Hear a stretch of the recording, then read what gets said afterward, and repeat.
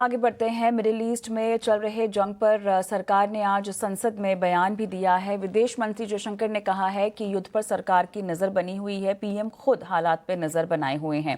प्रधानमंत्री ने मामले में गल्फ देशों से भी बात की है। विदेश मंत्री एस जयशंकर ने पार्लियामेंट में और क्या कुछ कहा, समझते हमारे सहयोगी प्रकाश प्रियदर्शी से। प्रकाश, अपनी स्टेटमेंट देते हुए एस जयशंकर ने क्या कुछ कहा है, सरकार का क्या रुख है और किस तरह से हालात पर नजर बनाई हुई है सरकार? देखिए, बजट सत्र के दूसरे फेज का जो पहला दिन है वो काफी हंगामेदार रहा। संसद के दोनों सदनों में अपोजिशन पार्टीज ने सरकार से इस बात की मांग की कि जो वेस्ट एशिया में जो सिचुएशन है उस पर चर्चा की जाए। उसके क्या इम्पैक्ट हो सकते हैं इंडियन इकोनॉमी और जो इंडियन इकोनॉमी पर, और जो लोग वहाँ पे रह रहे हैं उस पर क्या इम्पैक्ट होगा, इस मसले पर चर्चा हो। लेकिन ये जो शॉर्ट ड्यूरेशन की जो डिमांड थी उसको खारिज कर दिया गया दोनों ही सदनों में। लिहाजा अपोजिशन पार्टीज की तरफ से वॉकआउट किया गया। इस दौरान सरकार की तरफ से एमईए एस जयशंकर ने, विदेश मंत्री एस जयशंकर ने अपना स्टेटमेंट दिया। सुओ मोटो स्टेटमेंट था जिसमें उन्होंने इस बात का जिक्र किया कि क्या चुनौतियां हैं और सरकार का इस पे क्या पक्ष है। उन्होंने साफ तौर पर कहा कि 1 करोड़ से भी ज्यादा भारतीय गल्फ कंट्रीज में रह रहे हैं और जो युद्ध की स्थिति बनी है उससे जाहिर तौर पे काफी नकारात्मक असर हो सकता है आने वाले दिनों में।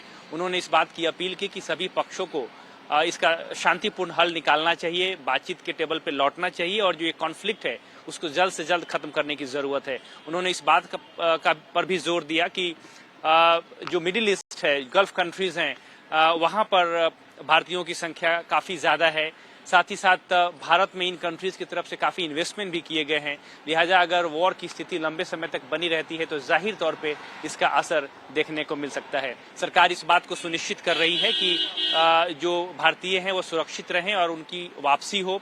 इसको लेकर प्रयास भी शुरू कर दिए गए हैं। प्रधानमंत्री ने गल्फ कंट्रीज के जो प्रमुख हैं उनसे बातचीत की है।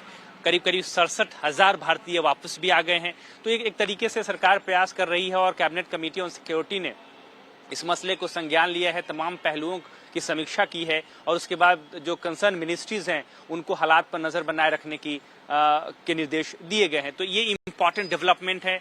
साथ ही साथ गल्फ कंट्रीज में स्थिरता और शांति इसलिए भी जरूरी है कि हमारी जो एनर्जी की रिक्वायरमेंट है ज्यादातर वहां से पूरी हो रही है।